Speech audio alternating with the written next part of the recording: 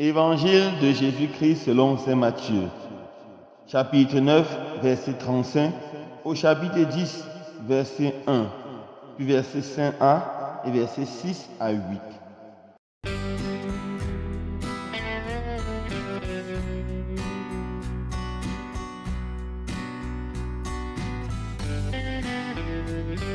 En ce temps-là, Jésus parcourait toutes les villes et tous les villages, enseignant dans leurs synagogues, proclamant l'évangile du royaume et guérissant toute maladie et toute infirmité. Voyant les foules, Jésus fut saisi de compassion envers elles, parce qu'elles étaient désemparées et abattues comme des brebis sans berger. Il dit alors à ses disciples: la moisson est abondante, mais les ouvriers sont peu nombreux. Priez donc le maître de la moisson d'envoyer des ouvriers pour sa moisson. Alors Jésus appela ses 12 disciples et leur donna le pouvoir d'expulser les esprits impurs et de guérir toute maladie et toute infirmité. Ces 12, Jésus les envoya en mission avec les instructions suivantes. Allez vers les brebis perdues de la maison d'Israël. Sur votre route, proclamez que le royaume des cieux est tout proche. Guérissez les malades, ressuscitez les morts, purifiez les lépreux, expulsez les démons. Vous avez reçu gratuitement, donnez gratuitement. Acclamons la parole de Dieu. Louange à toi, Seigneur Jésus.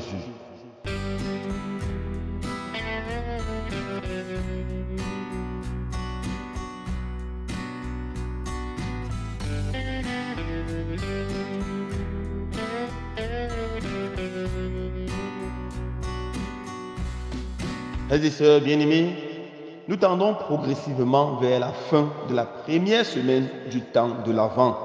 Nous continuons notre voyage dans ce temps beau, dans ce temps de préparation à accueillir celui qui est déjà venu et celui qui vient, l'Emmanuel. Dans l'évangile de ce jour, saint Matthieu nous présente Jésus qui tout d'abord parcourt ville et village en prêchant et en faisant le bien, en proclamant la bonne nouvelle du royaume des cieux et en guérissant les malades, chassant les démons. Jésus fait sa mission. Sa mission consiste à faire le bien et à proclamer l'amour de Dieu le Père.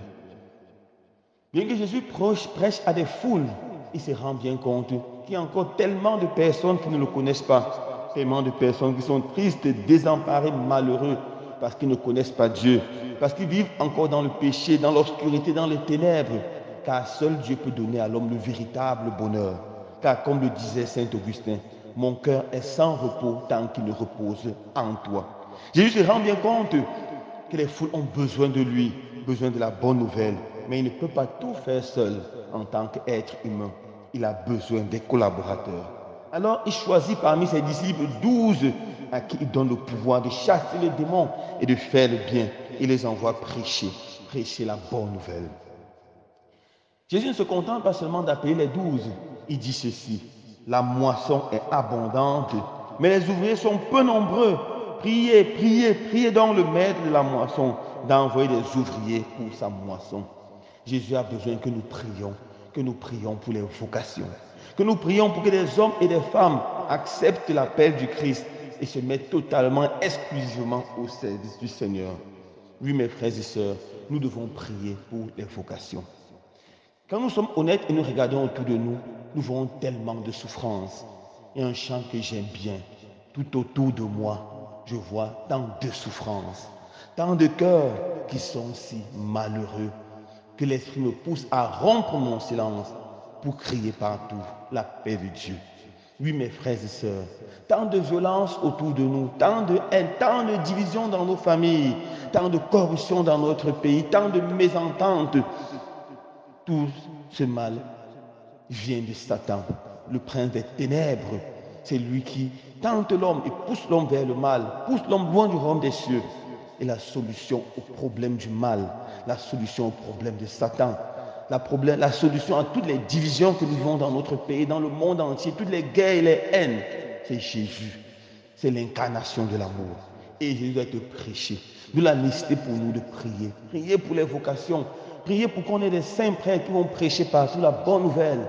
Priez pour qu'on ait des saints religieux et religieuses qui, par leur consécration et la beauté, la pureté de leur vie, vont crier au monde entier que Jésus est amour. Prions pour que nous ayons les saints laïcs, saints papas, mamans de famille, qui vont porter l'évangile dans toutes les sphères de la société.